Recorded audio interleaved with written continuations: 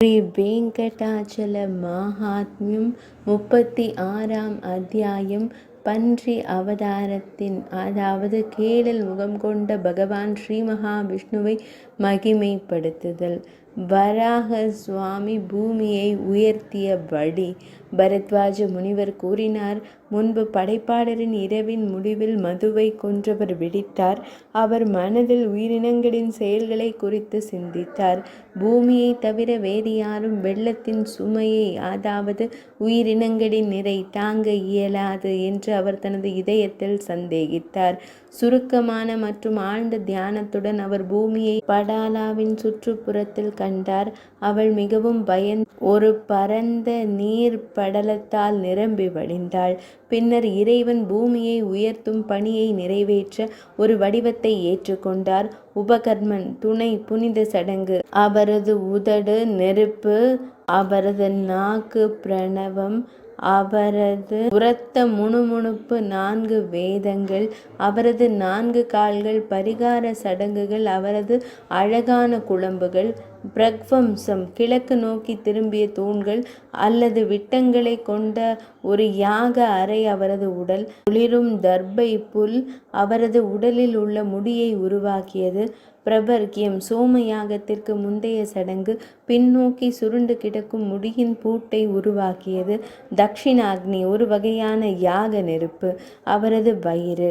மரக்கரண்டி ஸ்ருக் அவரது மூக்காக இருந்தது. யக்ஞத்தின் அனைத்து முழு பாகங்களும் அவரது கை கால்கள் மற்றும் மூட்டுக்களை உருவாக்கியது. தெய்வீக பாடல்கள் அவரது மேனிகளை உருவாக்கியது. உச்ச பிரம்மன் அவரது தலை, ஹவ்யா மற்றும் கவ்யா அவரது வேகம், தூய யாக விலங்கு அவரது முழங்கால், உக்தா அத்யுக்தா மற்றும் பிற மீட்டர்கள் அவரது பாதைகள், மந்திரங்கள் அவரது பலத்தை உருவாக்கியது. இவ்வாறு இறைவன் யக்ஞத்துடன் முழுமையாக ஒத்த தெய்வீக பன்றியின் கேழல் முகம் கொண்ட உருவத்தின் வடிவத்தை ஏற்றுக்கொண்டார். பூமியை கண்டறிய அவர் பெருங்கடலின் நீரில் நுழைந்தார். பிறை நிலவை போன்ற அவரது வளைந்த பற்களின் பளபளப்பான கற்றைகளுடன் கல்பத்தின் முடிவை குறிக்கும் அடர்ந்த இருளை வலுக்கட்டாயமாக அகற்றினார். மேகங்களின் சலசலக்கும் ஒலிகளை அடக்கும் மூழ்கடிக்கும் தீவிரமான குறு குறு ஒலிகளால் அவர் அண்ட முட்டையின் குழியை ஒலியால் எதிரொலிக்கச் செய்தார். குரப்ரா என்ற அம்பு போன்ற கூர்மையான மற்றும் கடினமான குளம்புகளால் மிதித்து அவர் பாம்புகளின் இறைவனின் உடலை கடுமையாக உடைத்து அங்குமிங்கும் வீசினார். தனது சக்தி வாய்ந்த மூச்சுக்காற்றுகளால் கடலின் உட்புறத்தை பார்வையின் எல்லைக்குள் வரச் செய்தார். தனது நீண்ட மூக்கு நீரில் மூழ்கி மீண்டும் எழுந்தவுடன் அவர் தண்ணீரை கிளறினார். இவ்வாறு அவர் பெருங்கடலுக்குள் சென்றார். 7 பாதாள உலகங்களின் அடிப்பகுதியில் நடுங்கும் பூமி நிலை கொண்டிருப்பதை கண்டார். அவள் பயத்தால் கலங்கினாள். அவளை கண்டதும் அவள் மனதில் மகிழ்ச்சி அடைந்தாள். அவளை தன் வளைந்த பற்களின் நுனியில் வைத்து பெருங்கடலின் மேற்பரப்பிற்கு எழுந்தார். ஜனலோகத்தில் வசிக்கும் முனிவர்களால் அவர் புகழப்பட்ட போதும் அவர் பெருங்கடலில் இருந்து எழுந்தார். பகவான் பூமியை அன்பால் உயர்த்திய போது, திருமணம் செய்து கொண்ட போது அதன் மேற்பரப்பில் இருந்து கீழே விழும் பெருங்கடலின் நீர் சிறிது காலத்திற்கு மங்களகரமாக திருமண திரையாக மாறியது.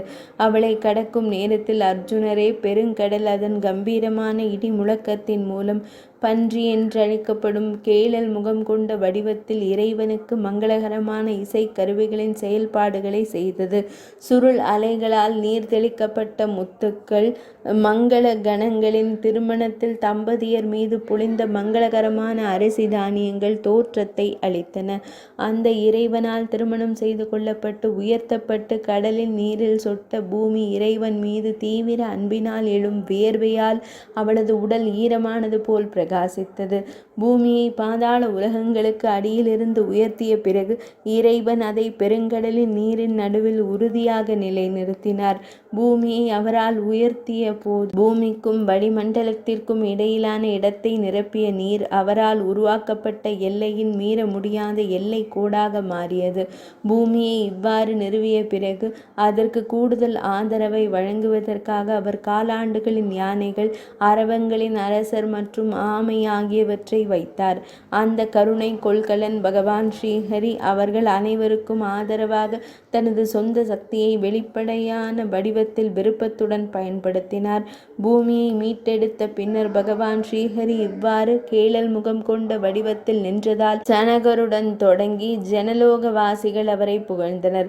புருஷோத்தமனை பன்றியின் வடிவத்தில் சாந்தப்படுத்தி அவரது கட்டளைப்படி பிரம்மதேவர் முன்பு போலவே பிரபஞ்சத்தை படைத்தார். அர்ஜுனன் விசாரித்தார், மகா முனிவரே, 7 பாதாள உலகங்களுக்கு கீழே கல்பம் முடிவடையும் நேரத்தில் நீர் நிறைந்த பரப்பில் மூழ்கும் போது இந்த பூமி எவ்வாறு நிற்கிறது? அதன் ஆதாரம் என்ன? ஒரு கல்பத்தின் காலம் எவ்வளவு காலம் நீடிக்கும்? அதன் செயல்பாடு என்ன? பிராமணரே, முனிவரே, இதையெல்லாம் எனக்கு விரிவாக விளக்குங்கள். ஸ்வேத வராகரின் அவதாரம் மற்றும் கல்ப காலத்தின் விவரங்கள். பரத்வாஜ முனிவர் விளக்கினார். 60 வினாடிகள் ஒரு நாளிகையை வினாடிகைகள் 60 வினாடிகைகள், அதாவது வினாடிகள் ஒரு நாளிகையை உருவாக்குகின்றன. 60 நாளிகைகள் ஒரு முழு நாளை உருவாக்குகின்றன. 30 தினங்கள் ஒரு மாதத்தை உருவாக்குகின்றன. இது 2 பட்சங்களை 15 தினங்களை கொண்டுள்ளது. 2 மாதங்கள் ஒரு ருது பருவம் என்று அழைக்கப்படுகின்றன. அத்தகைய 6 ருதுக்கள் ஒரு வருடத்தை உருவாக்குகின்றன. இது 2 அயனங்களின் சூரியனின் போக்குவரத்தின் வடிவத்தில் உள்ளது. இது குளிர், மழை மற்றும் வெப்பத்தின் ஒரு சுழற்சியை கொண்டுள்ளது. தேவர்கள் மற்றும் அசுரர்களின் பகல் மற்றும் இரவுகள் ஒன்றுக்கொன்று எதிரானவை. சூரியனின் 2 அயனங்கள் வடக்கு மற்றும் தெற்கு போக்குவரத்தின் பெயர்கள்.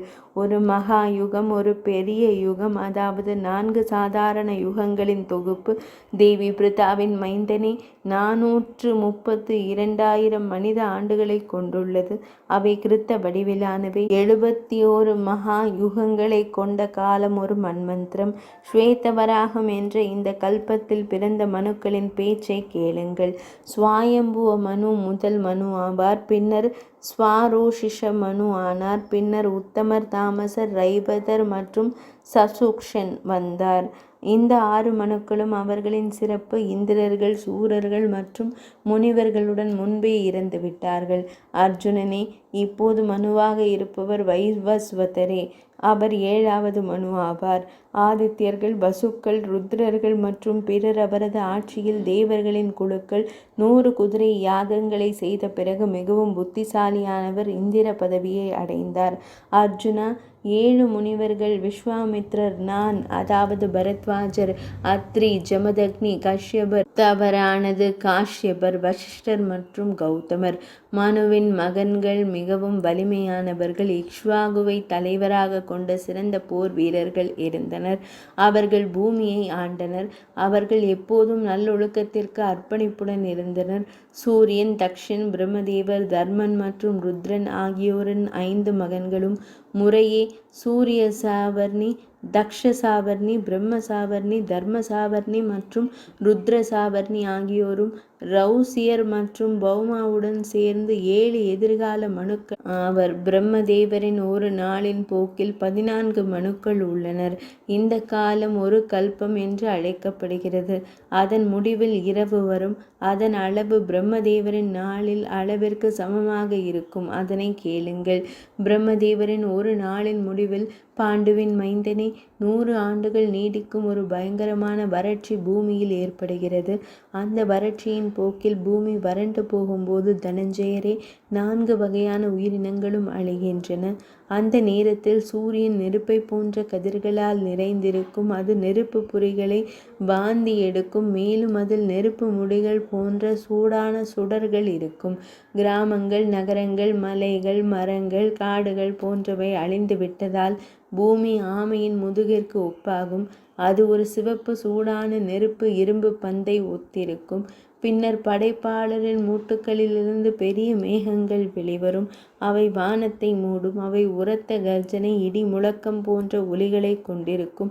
அவை வெள்ளை, மஞ்சள், சிவப்பு, கருப்பு மற்றும் பல வண்ணங்களை போன்ற பல்வேறு வண்ணங்களுடன் பயங்கரமாக இருக்கும். அவை மலைகள், யானைகள், மாளிகைகள், மரங்கள் போன்ற வடிவங்களை கொண்டிருக்கும். அவை 100 ஆண்டுகளுக்கு ஒரு பெரிய மழையை ஏற்படுத்தும். அந்த நீரால் சூரியனால் ஏற்படும் பெரிய நெருப்பு அணைந்துவிடும். மீண்டும் 100 ஆண்டுகளுக்கு பெரிய மேகங்கள் கடுமையான மழையை ஏற்படுத்தும். அந்த நீரின் காரணமாக அனைத்து கடல்களும் வெள்ளத்தில் மூழ்கி அவற்றின் வடிவத்தில் மாற்றம் ஏற்படும். கல்பத்தின் முடிவில் மேகங்களால் ஊற்றப்பட்ட அந்த நீர் அனைத்து உலகங்களுக்கும் பரவுகிறது. பூர், புவக், சுவ மற்றும் மகாக் ஆகிய உலகங்களை அடர்ந்த இருள் சூழ்ந்துள்ளது. நீருக்கு அடியில் மூழ்கிய பூமி பாதாள உலகங்களின் அடிப்பகுதிக்கு செல்கிறது. அது அழியாது. அது எப்படியோ பிரம்மதேவரின் சக்தியால் ஆதரிக்கப்பட்டு அங்கேயே உள்ளது. அப்போது அர்ஜுனரே, பிரம்மதேவரின் மூச்சிலிருந்து வெளிப்படும் காற்று கல்பத்தின் முடிவில் எழும் அனைத்து பெரிய மேகங்களையும் விரட்டுகிறது. பின்னர் காற்று 100 ஆண்டுகள் இடைவெளி இல்லாமல் இடைவிடாமல் வீசுகிறது. அதன் வேகத்தை கட்டுப்படுத்த இயலாது. இந்த கடுமையான காற்றை தவிர்த்து தாமரையில் பிறந்த இறைவன் யோக உறக்கத்தில் சென்று பகவான் ஸ்ரீஹரியின் தொப்புளிலிருந்து வெளிவரும் தாமரைக்குள் பரந்த நீர்ப்பரப்பில் மறைந்திருக்கிறார். தேவி பிரித்தாவின் மகனே, பிரபஞ்சத்தின் இறைவன் இவ்வாறு யோக நித்திரையில் மூழ்கியிருப்பதால் பகல் எவ்வளவு பெரியதோ அதே அளவு இரவு அவருக்கு வருகிறது. இரவு கடந்து செல்லும் போது அவர் விரைவாக எழுந்து முன்பு போலவே பகவான் ஸ்ரீஹரியின் கட்டளைப்படி அனைத்து உயிரினங்களையும் படைக்கிறார். பகவான் ஸ்ரீஹரி வெவ்வேறு கல்பங்களில் பொருத்தமான வடிவங்களை ஏற்று பிரபஞ்சத்தை பாதுகாக்கிறார். இந்த கல்பத்தில் அவர் யக்ஞத்தின் பாகங்களை கொண்ட வெள்ளை பன்றியின் கேளில் முகம் கொண்ட வடிவத்தை ஏற்றுள்ளார். கேளல் முகம் கொண்ட வடிவத்தில் பூமியில் சுற்றி திரிந்த இறைவன் தனக்கென நிர்ணயிக்கப்பட்ட முந்தைய வசிப்பிடமான வெங்கடாச்சலத்தை அடைந்தார். சுவாமி புஷ்கரணியின் கரையில் நீண்ட நேரம் சுற்றி திரிந்த போது பகவான் ஸ்ரீ மகாவிஷ்ணு மிகுந்த பக்தியுடன் கூடிய தாமரையின் மீது அமைந்த இறைவனை கண்டார். பிரம்மதேவர் அந்த புனிதப்படுத்துபவரை வணங்கினார். உயிரினங்கள் மற்றும் வேண்டுதல். பகவானே, உமது முந்தைய தெய்வீக உடலை நாடுங்கள். அவரது வேண்டுகோளை ஏற்று இறைவன் பன்றியின் வடிவத்தை கைவிட்டு வேறு யாராலும் வணங்க முடியாத தனது சொந்த பிரபஞ்ச உடலை நாடினார். அவர் மிகுந்த ஆர்வத்துடனும் உற்சாகத்துடனும் இவ்வாறு நின்றார். நீண்ட காலத்திற்கு பிறகு யாராலும் அவரை காண இயலவில்லை. அர்ஜுனன் கூறினார், இதனால் பகவான் ஸ்ரீஹரி கண்ணுக்கு தெரியாதவராகவும் நினைவில் கூட இருக்க முடியாதவராகவும் ஆனார். அப்படியானால் பெரிய முனிவரே, அவர் எப்படி மனிதர்களுக்கு தோன்றினார்? உலகங்களின் நல்ல அதிர்ஷ்டத்தால் இறைவனை சாந்தப்படுத்திய யாராவது அவரை இங்கே வெளிப்படுத்தினார்களா? இந்த கதையை கூறுங்கள்.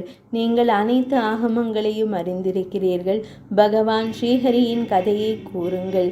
அது பாவங்களை போக்குகிறது. முனிவர்களில் சிறந்தவரே, நான் இப்போது புண்ணியவான்களில் முதன்மையான இடத்தை அடைந்துள்ளேன். 36ஆம் அத்தியாயம் இனிதே நிறைவடைந்தது.